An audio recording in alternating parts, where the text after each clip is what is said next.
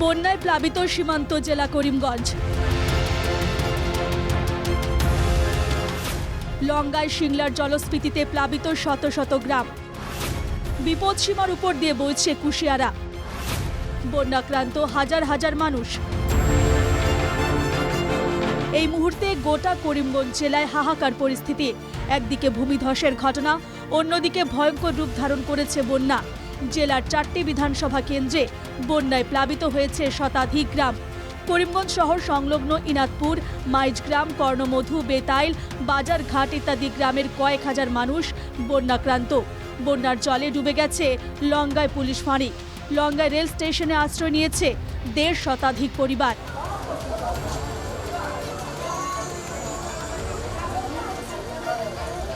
রামকৃষ্ণনগর বিধানসভা বিস্তীর্ণ এলাকা প্লাবিত হয়েছে বন্যার জলে।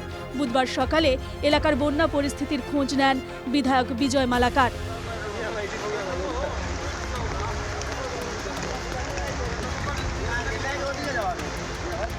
ভয়াবহ বন্যার মধ্যে করিমগঞ্জে মর্মান্তিক ঘটনা।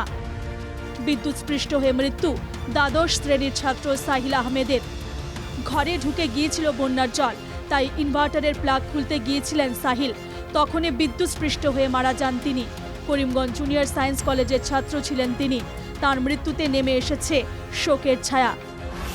শিলচরে কৃত্রিম বন্যায় নাজেহাল শহরবাসী। শিলচর আইজল জাতীয় সড়কে ভয়ঙ্কর পরিস্থিতি। দীর্ঘদিন ধরে শিলচর আইজল জাতীয় সড়কের কৃষ্ণপুর এলাকা জলাশয়ে পরিণত হয়ে আছে। লাগাতার বৃষ্টিতে পরিস্থিতির আরও অবনতি ঘটে।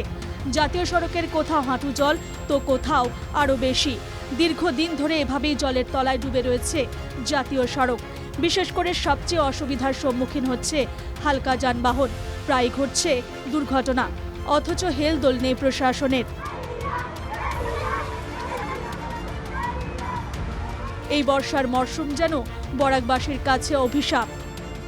করিমগঞ্জ থেকে মিষ্টু দত্ত এবং শিলচর থেকে আহাদুল আহমেদের রিপোর্ট, NKTV বাংলা।